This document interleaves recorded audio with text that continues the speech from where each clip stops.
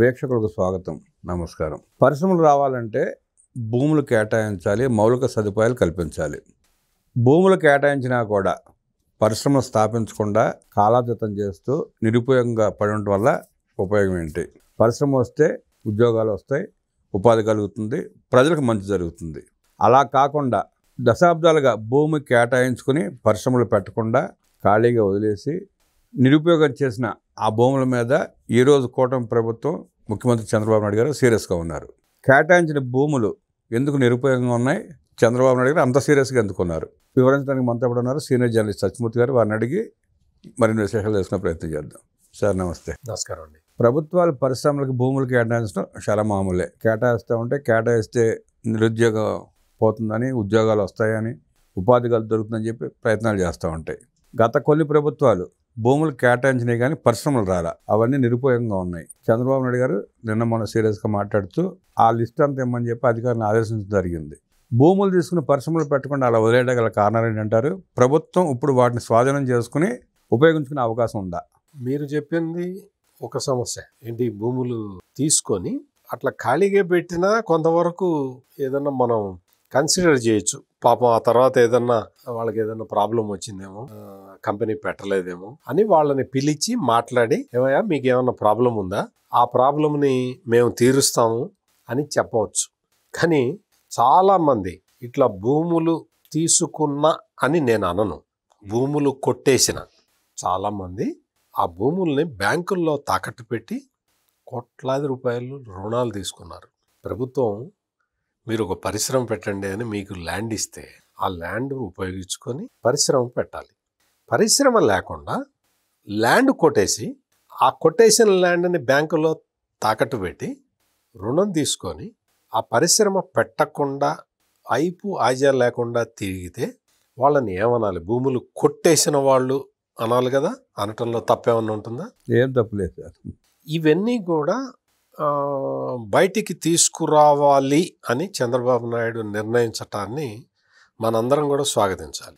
ఎందుకు అంటే ఇప్పుడు ల్యాండ్ బ్యాంక్, ఇప్పుడు మనకి ఏపీ ఐఐసికి, వివిధ సంస్థలకి, ఇటువంటి ఏజెన్సీస్కి ల్యాండ్ బ్యాంకు ఉంటే ఏమవుతుంది అంటే ఆ ల్యాండ్ బ్యాంకును ఉపయోగించుకొని మనం పరిశ్రమలని తీసుకురాగలిగితే అట్లా వచ్చిన పరిశ్రమల వల్ల మనకి ఉపాధి అవకాశాలు మెరుగుపడతాయి.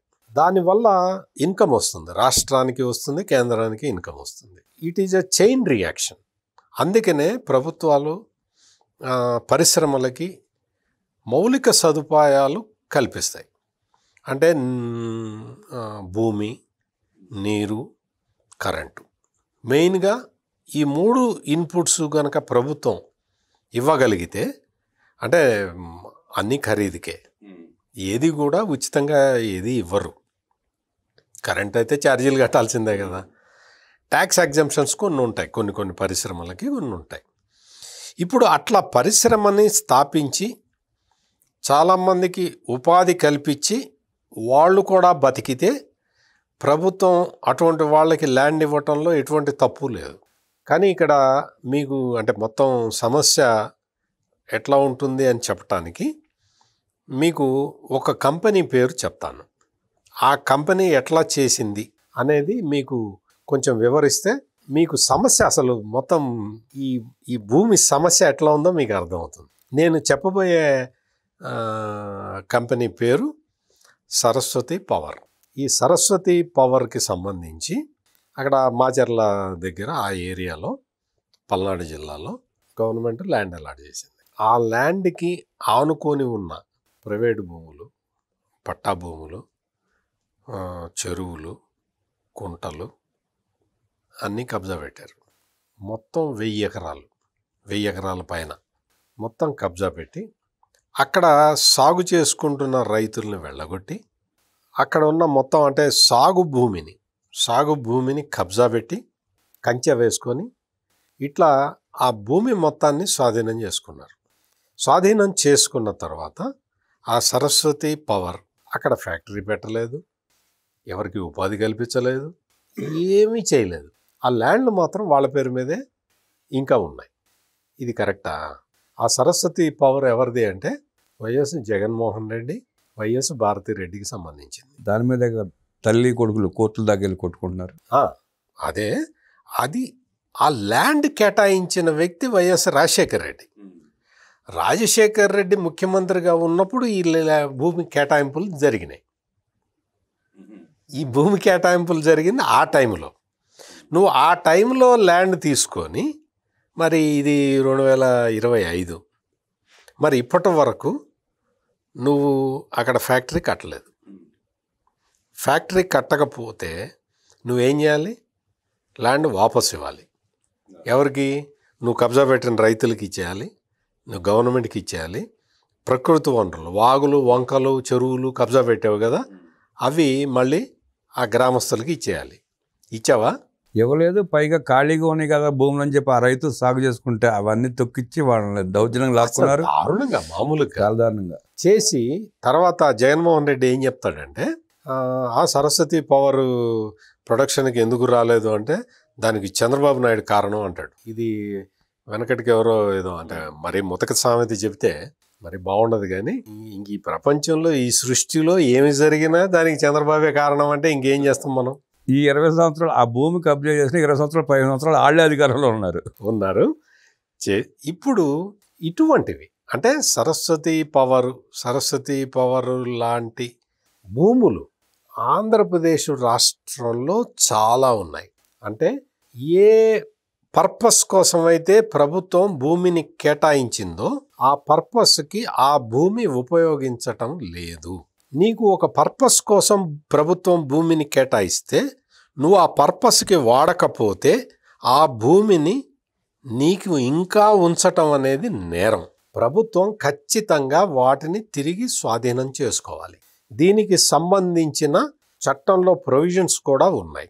కేటాయించేటప్పుడే స్ట్రిక్ట్ రూల్స్ ఉంటాయి. నేను నా విజ్ఞప్తి ఏంటంటే, అంటే న్యాయస్థానాలకి నా విజ్ఞప్తి ఏంటంటే, ఇటువంటి కేసులు వస్తే ఎవరికి కూడా అంటే ఇటువంటి అక్రమాలు చేసిన వాళ్ళకి బ్యాంకు లోన్ తీసుకొని అక్కడ పరిశ్రమ పెట్టకుండా భూమిని ఇంకా తమ ఆధీనంలోనే ఉంచుకున్నారు అంటే నేను చెప్పిన ఈ పరిస్థితులన్నీ కంప్లై అయిన వాళ్ళకి వేరే కారణాలతోటి మీరు ఎటువంటి రిలీఫ్లు ఇవ్వద్దు అని నేను న్యాయ వ్యవస్థని ఐఎమ్ రిక్వెస్టింగ్.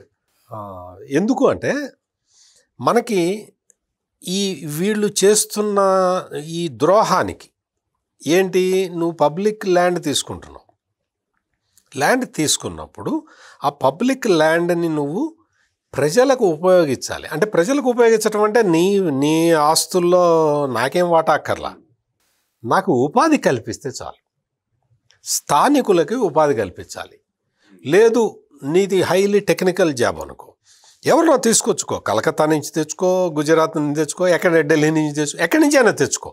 ఎవరో ఒకళ్ళకి నువ్వు ఉద్యోగం ఇవ్వాలి. అన్స్కిల్డ్ లేబర్ ఉంటే స్థానికంగా ఉన్న వాళ్ళకి అది ఇవ్వు, ఆ జాబ్. అందుకని నువ్వు నాకు ఉపాధిని నువ్వు దూరం చేస్తున్నావు. ఇటువంటి ల్యాండ్స్ మీకు 1,00,000 కోట్ల రూపాయల భూములు ఉన్నాయి. ఇప్పుడు ఆ సరస్వతి పవర్ సరస్వతి సిమెంట్స్లో ప్రాజెక్ట్ స్టార్ట్ చేయకుండా ఇన్ని రోజులు ఎందుకు అడిగి పెట్టాడు సార్ జగన్ రెడ్డి? అంటే అతని వల్ల కాలే. అదేంటి అంటే అది కేవలం క్లియర్ కట్గా మనం అబ్జర్వ్ చేస్తే వాళ్ళు ఆ సరస్వతి పవరు, రఘురామ్ సిమెంట్స్ ఇటువంటివన్నీ పెట్టింది ఇటువంటి ల్యాండ్ బ్యాంకు డెవలప్ చేసుకోవడానికి, ల్యాండ్ గ్రాబ్ చేయడానికి. నాకు అర్థమైంది అది. ఎందుకు అంటే మీకు ఏ ప్రాజెక్టుకైనా సరే ల్యాండ్ బ్యాంక్ ఉంటే ప్రాజెక్టు వాల్యూ పెరుగుతుంది. ఆ ఉద్దేశంతో వీళ్ళు ల్యాండ్ బ్యాంకు కోసం రైతులని మోసం చేసి ప్రభుత్వాన్ని ఉపయోగించుకొని అవన్నీ కబ్జాలో పెట్టుకొని కూర్చున్నారు. ఈ రోజున ఏమైంది, జగన్మోహన్ రెడ్డి అక్రమాస్తుల కేసులో ఈ ల్యాండ్స్ ఉన్నాయి కొన్ని. ఈ ల్యాండ్స్ అక్రమాస్తుల కేసులో సిబిఐ, ఎన్ఫోర్స్మెంట్ డైరెక్టరేట్ వాళ్ళు స్వాధీనపరుచుకుంటే జగన్మోహన్ రెడ్డికి ఏమి నొప్పి ఉంటుంది? ఇచ్చిందే పుకడ భూమి, ఇంకా సేఫ్ గార్డ్ అయినట్టే కదా. గవర్నమెంట్ ఇచ్చిన ల్యాండ్ అది నా పిత్రార్జితం ఏమీ కాదు. నా పిత్రార్జితం కాదు, ఏదో అట్లా వచ్చింది. మా నాన్న ముఖ్యమంత్రి అయ్యాడు, నాకు కేటాయించాడు, నేను దాన్ని ఇచ్చేసుకున్నా. అది పోయింది అనుకో, ఎవరికేం బాధ ఉంటుంది? ఎక్కడ పోతుంది? దాన్ని అడ్డం పెట్టుకుని బ్యాంకులో లోన్లు తెచ్చి ఉంటారు.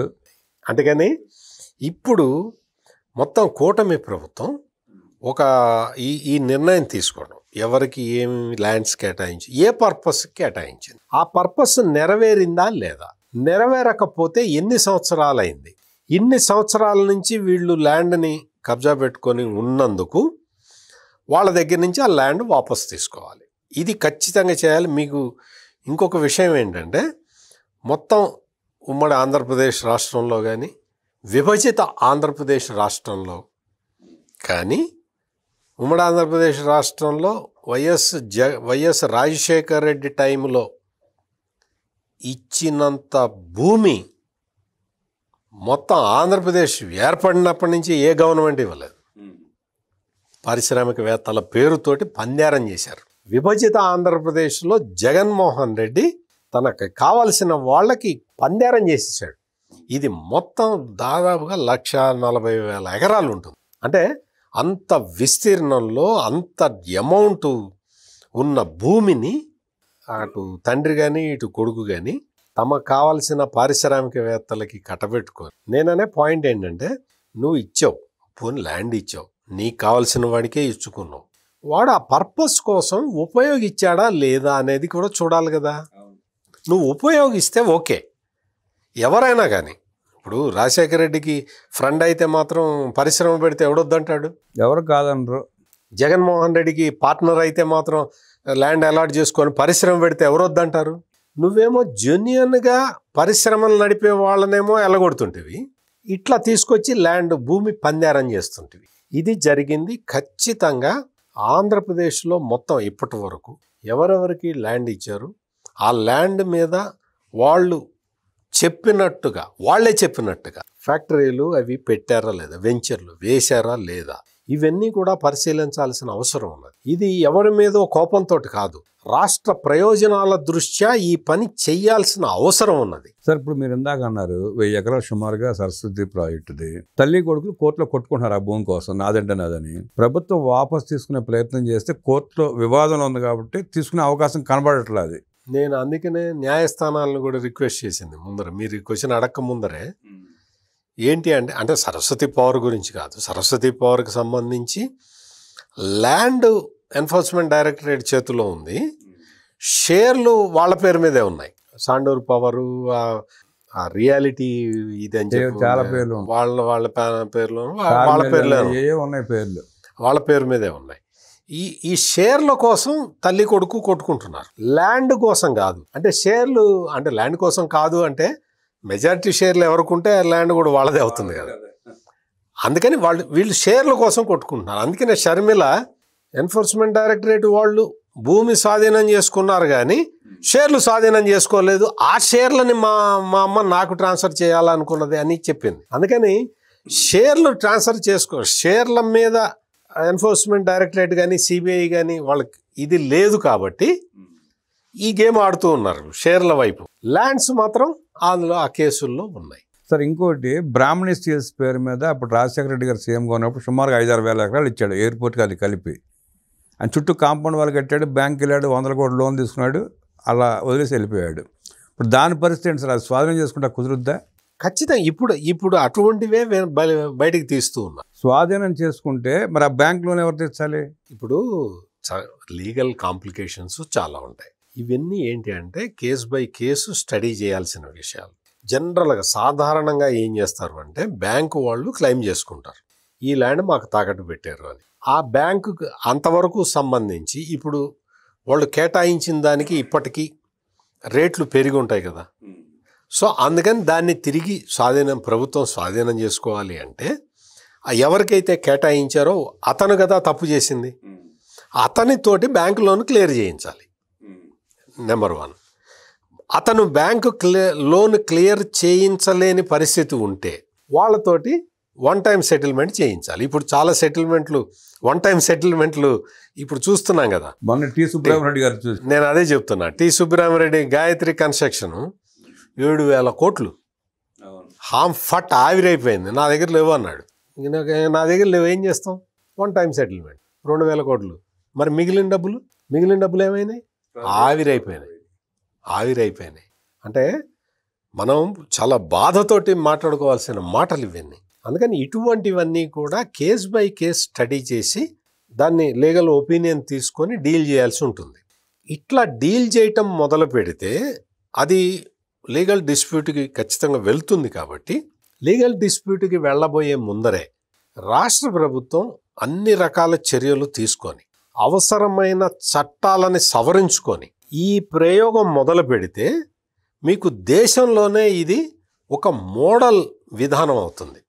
ఎందుకంటే మన రాష్ట్రంలోనే కాదు, చాలా రాష్ట్రాల్లో పారిశ్రామికవేత్తలు ఇట్లా తీసుకొని దాన్ని పడవ పెట్టిన వాళ్ళు కొంతమంది, బ్యాంకులో లోన్లు తీసుకున్న వాళ్ళు కొంతమంది, ఈ కేటగిరీ వాళ్ళందరినీ మనం ఎలిమినేట్ చేయాల్సిన అవసరం ఉంది for the sake of good society. అందుకని మనం ఇవి వారికి ఎవరు ఇచ్చారు, వీడికి ఎవరు ఇచ్చారు అనేది కూడా కాదు. నీకు ప్రభుత్వం నుంచి కేటాయించుకున్న భూమిని ఆ పర్పస్ కోసం వాడావా లేదా, ఇది చేయటం మొదలు పెడితే ప్రస్తుతం ఆంధ్రప్రదేశ్లో చాలా అంటే వేలాది ఎకరాల భూమి ఫ్రీ అయిపోతుంది. ఇప్పుడు మనం చూస్తున్నాం, మనం చాలా కంపెనీలు ఈ స్వల్ప కాలంలోనే ఒక 12-13 నెలల కాల వ్యవధిలో ఆంధ్రప్రదేశ్ రాష్ట్రానికి 10 లక్షల కోట్ల రూపాయల పెట్టుబడులు వచ్చినాయి. 10 లక్షల కోట్లు. ఆ ఫిగర్ చూసి దేశంలో ఉన్న చాలా రాష్ట్రాలు ఆశ్చర్యపోతున్నాయి, ఒక ఆంధ్రప్రదేశ్కి ఎట్లా వస్తున్నాయి. మీరు చెప్పిన 10 లక్షల కోట్ల రూపాయల పెట్టుబడులు కూడా సుమారుగా 1000 ఎకరాల లోపు అలాట్మెంట్ చేస్తేనే. ఎగ్జాక్ట్లీ. ఇంకొకటి ఏంటి అంటే, మీరు అడగచ్చు, ఈ 10 లక్షల కోట్ల రూపాయల పెట్టుబడులు వచ్చినాయి కదా, ఇందులో ఎన్ని గ్రౌండ్ అవుతాయి, ఎన్ని గ్రౌండ్ కావు అని. గ్రౌండ్ కానివి మళ్ళీ ఈ పాత కేసులు ఇప్పటిదాకా నేను చెప్పిన కేటగిరీలోకి వస్తాయి కదా. ఒక 12-13 నెలల్లోనే 10 లక్షల కోట్ల రూపాయల పెట్టుబడులు రావటం ఒక రికార్డ్ అయితే, ఇంకొక రికార్డ్ ఏంటో తెలుసా, ఇప్పటికీ 60% గ్రౌండ్ అయినాయి. సుమారుగా 6 లక్షల కోట్ల రూపాయలు అవుతాయని చెప్పారు. గ్రౌండ్ అయినాయి అంటే మీకు గ్రౌండ్ అవ్వటం అనేది 60% గ్రౌండింగ్ అనేది చాలా హయ్యెస్ట్ నెంబర్ అన్న. మీకు ఉమ్మడి ఆంధ్రప్రదేశ్లో కానీ లేదు విభజిత ఆంధ్రప్రదేశ్లో కానీ ఏ యార్డ్ స్టిక్ తీసుకున్నా కానీ 60% పరిశ్రమలు వచ్చిన పరిశ్రమలు గ్రౌండింగ్ కావటం అనేది ఇట్ ఈస్ రికార్డ్. ఒక అంచనా ప్రకారం ఆంధ్రప్రదేశ్లో ఇప్పుడు కూటమి ప్రభుత్వం ఏర్పాటైన తర్వాత వచ్చిన 10 లక్షల కోట్లలో దాదాపుగా 90% ఇంకొక 3 నెలల్లో దాటితే 90% గ్రౌండ్ అవుతాయి అనేది ఒక రిపోర్ట్. అంటే దాదాపుగా గ్రౌండ్ అవుతాయి, దాదాపుగా అన్ని వచ్చిన పెట్టుబడులన్నీ. మనం చూస్తున్నాం నక్కపల్లి దగ్గర, అనకాపల్లి జిల్లా నక్కపల్లి దగ్గర ఆర్సెల్ఆర్ మెటల్ వాళ్ళు ఆల్రెడీ phase 1 వర్క్ స్టాప్ మొదలైపోయింది.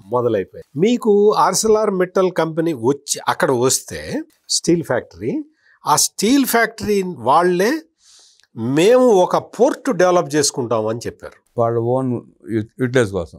దాన్ని ఎందుకు అంటే, మీకు ఇక్కడ వాళ్ళు తయారు చేసేది స్టెయిన్లెస్ స్టీల్, విశాఖ స్టీల్ తయారు చేసేది ఇనప రాడ్లు, పైపులు, వాటికి సంబంధించింది. ఆర్సెల్ఆర్ మెటల్ వాళ్ళు చేసేది స్టెయిన్లెస్ స్టీల్.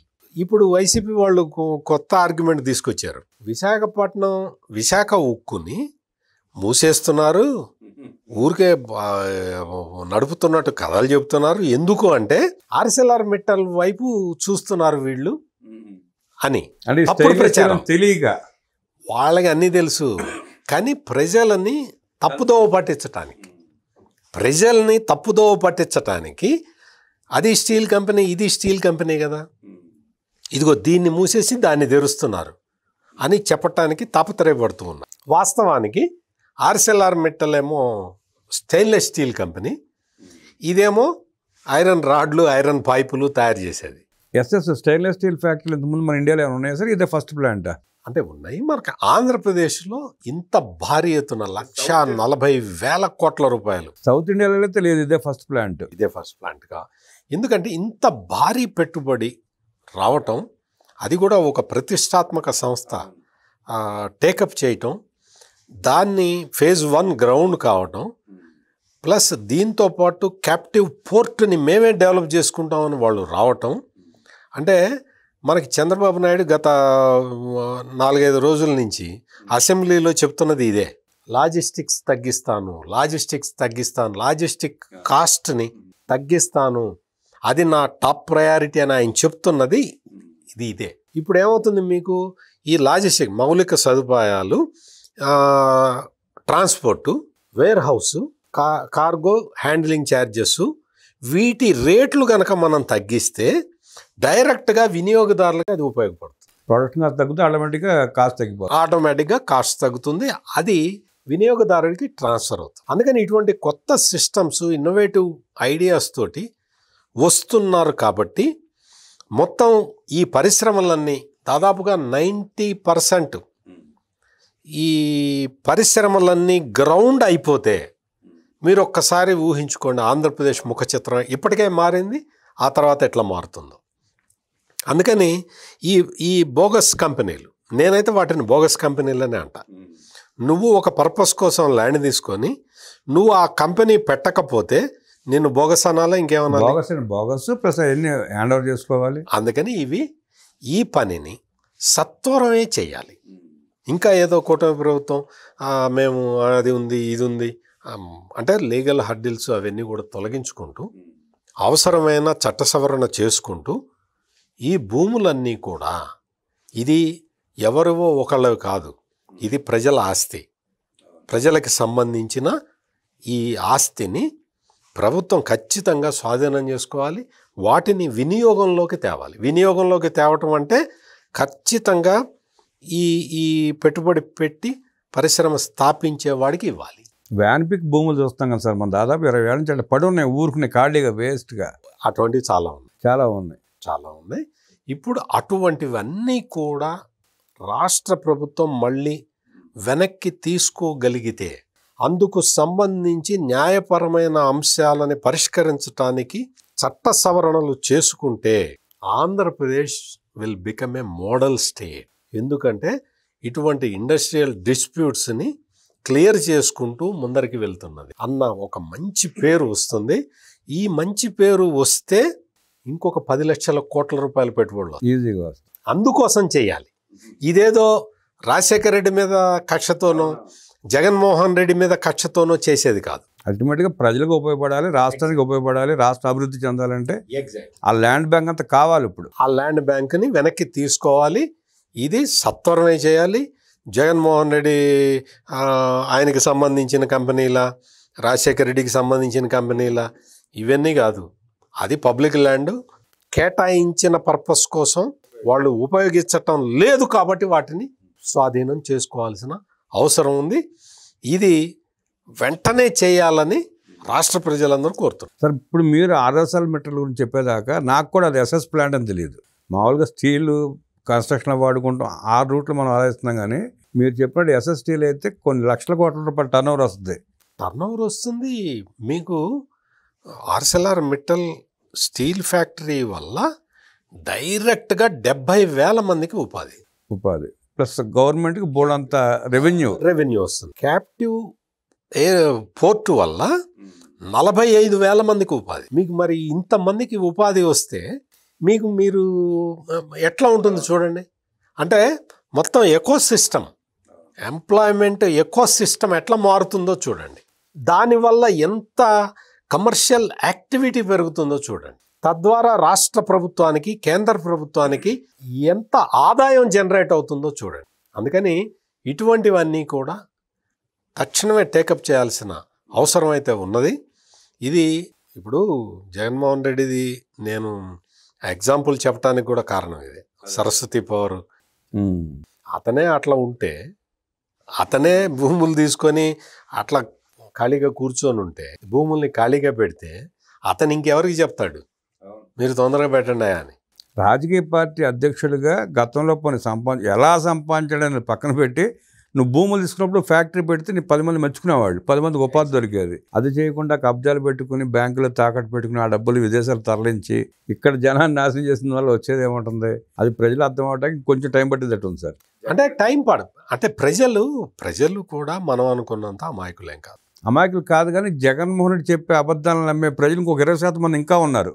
ఉన్నారు కానీ వాళ్ళకి ఏమవుతుందంటే వాళ్ళకి గ్రాడ్యువల్గా ఇప్పటికే తెలిసింది జగన్మోహన్ రెడ్డి ఆస్తులు ఎట్లా పెరిగినాయి. నేను చెప్తున్నా కదా, మీరు కాకినాడ వెళ్ళి ఒక 3వ తరగతి పిల్లగాడిని పిలిచి అడగండి, చెప్పకపోతే అప్పుడు అడగండి. ఎందుకు అంటే జగన్మోహన్ రెడ్డి ఆస్తులు ఎట్లా పెరిగినాయి, ఎట్లా వచ్చినాయి అనేది మొత్తం అందరికీ, ఒక జనరేషన్కి కాదు, అందరికీ తెలుసు. కానీ ఏంటి అంటే ఇప్పుడు డబ్బులు, మనీ మేక్స్ మెనీ థింగ్స్ కదా రామ్. అందుకని జగన్మోహన్ రెడ్డి దగ్గర ఉన్న డబ్బులతోటి బమ్మిని తిమ్మిని చేస్తాడు. ఆ వలలో చిక్కుకోకుండా రాష్ట్ర ప్రభుత్వం కఠిన నిర్ణయాలు తీసుకోగలిగితే, వాటిని ఇంప్లిమెంట్ చేయగలిగితే ఆంధ్రప్రదేశ్ ముఖ చిత్రం మొత్తం మారిపోతుంది. ఇప్పటికే మారింది, ఇంకా మారుతుంది. నెక్స్ట్ ఇంకో 1 yearలో చాలా మార్పులు వస్తాయండి స్టేట్లో. అది ఖచ్చితంగా జరుగుతుంది. ఖచ్చితంగా ఇప్పటికే ఇప్పుడు మొన్న హైకోర్టు కూడా అదే చెప్పి మౌలిక సదుపాయాలు కల్పించాలి. మౌలిక సదుపాయాలు అంటే భూమి కేటాయించడం, విద్యుత్ సౌకర్యం కల్పించడం, నీటి సౌకర్యం కల్పించడం. ఇవి చెయ్యకపోతే ఎందుకు వస్తారయా జనం, ఫ్యాక్టరీలు వచ్చి ఇక్కడ ఎందుకు పెడతారయా అని హైకోర్టే అడిగింది.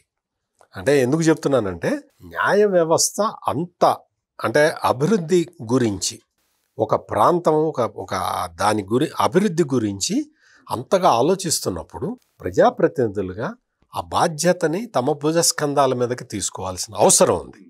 అందుకని ఈ మౌలిక సదుపాయాల కల్పన కోసం కఠినమైన నిర్ణయాలు తీసుకోవాలి అని ప్రజలందరూ కూడా కోరుతూ ఉన్నారు.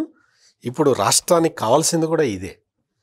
జగన్మోహన్ రెడ్డి చేసిన దుష్కృత్యాలని వాటిని పరిష్కరించాలి కదా. మరి ఆ పరిష్కరించడంలో ఇది ఒక భాగం. పరిష్కరించాలంటే కఠినమైన చట్టాలు తీసుకురావాలి, ప్రభుత్వానికి అనుకూలంగానే చేయాల్సి వస్తుందండి. లేదంటే టైం వేస్ట్, ఇవన్నీ బోల్డ్ కార్యక్రమాలు ఉంటాయి. ప్రభుత్వానికి ఉంది 3.5 సంవత్సరాల టైము. ఎంత త్వరితగతిన వాపసు తీసుకుని 60 సార్లు మెట్ట లాంటి ప్లాంట్లు 2 వస్తే చాలు రాష్ట్రానికి. వచ్చి ఇప్పుడు ఆల్రెడీ చాలా వచ్చినాయి. ఇప్పుడు మీకు ఇంకొకటి ఏంటి అంటే రాష్ట్రం మొత్తం 175 నియోజకవర్గాలలో 175 ఎంఎస్ఎంఈ పార్కులు పెట్టాలి అనేది ముఖ్యమంత్రి చంద్రబాబు నాయుడు ప్లాన్. ఇప్పటికే దాదాపు 20-30 చోట్ల ఎంఎస్ఎంఈ పార్కులు వచ్చినాయి.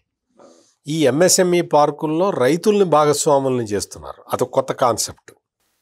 అంటే వాళ్ళే ఇప్పుడు మీ ఫ్రెండ్స్ ఎవరన్నా ఒక 10 మంది ఉన్నారనుకోండి, ఆ 10 మంది కలిస్తే ఒక 100 ఎకరం వచ్చింది అనుకోండి, మీ పేరు మీదే ఎంఎస్ఎంఈ ఇచ్చేస్తారు. పార్క్ పెడతారు, అక్కడ ఇండస్ట్రీస్ వస్తాయి. ఎంఎస్ఎంఈ పార్క్ ఆ 10 మంది షేర్ హోల్డర్స్ ఉంటారు. అంటే రైతు పారిశ్రామికవేత్తగా మారతాడు, భాగస్వామ్యం అవుతాడు. అంటే ఇటువంటి ఇన్నోవేటివ్ కాన్సెప్ట్స్ని ఆంధ్రప్రదేశ్లో ఉన్న ప్రస్తుత కూటమి ప్రభుత్వం తీసుకొస్తూ ఉన్నది.